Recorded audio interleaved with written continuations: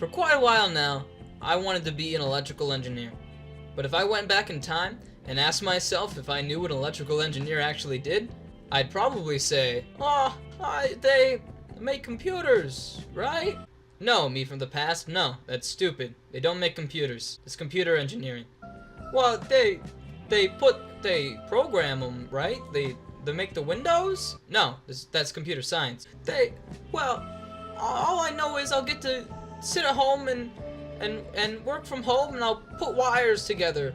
No, actually, past me, that's the furthest from what an electrical engineer actually does. You complete buffoon. What engineers actually do is usually work with a team of specialists from different ranges of engineering to work on a product for a client. Some guy walks in, not exactly knowing what he really wants, and you have to interpret his makeshift crayon drawing of his product into a basic overview of the project and requirements. And then the project manager has to tell each of the people working with you what to do, including you. And you have to take your designs and cross-reference them with everyone else's stuff to make sure you're not destroying everything. And you need to be up to date with everyone else, because if you fall behind, the entire project falls behind.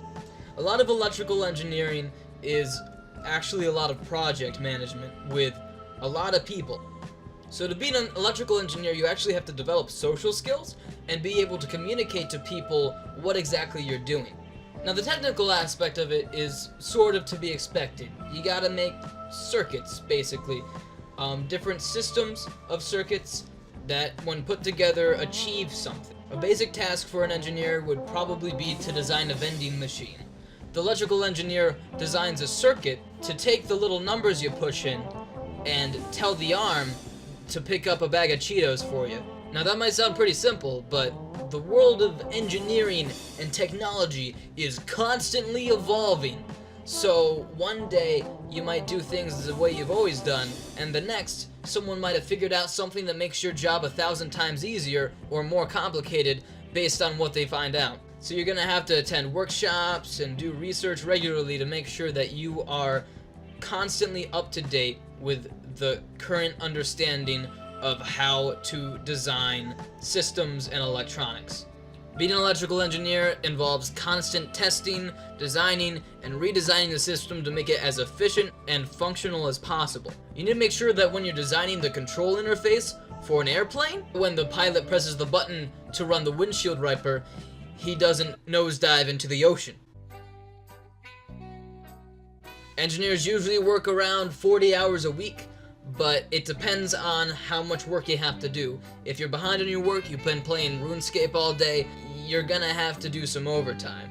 Usually all it takes to get a job is a bachelor's degree in electrical engineering, 4 years, whatever kind of college you want to go to that offers it.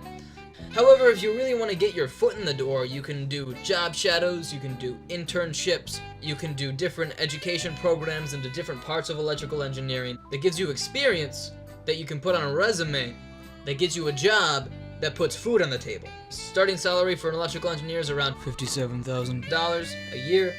And after you climb the corporate ladder a bit, you'll get yourself up to $94,000 to $150,000. If I get chartered or start to specialize in something, my pay grade is going to rise even more. To get chartered, you have to reach an amount of skill where an organization will award you a little badge that says, hey, I get to make more money than you. Surprisingly, the future for engineers is actually pretty stable. There doesn't seem to be a large increase or decrease in jobs when it comes to the electrical engineering field anytime soon. We're in the age of technology, so I'd imagine jobs are in pretty high demand. It's a pretty safe career to go into if you get high enough. There really isn't any chance of people not wanting to be electrical engineers anymore, because people are always going to need electrical engineers as long as we have things that plug into stuff. So go out there, get your degree, get a job. Or not, you could be like a horse groomer or something too. I'm not going to tell you what to do.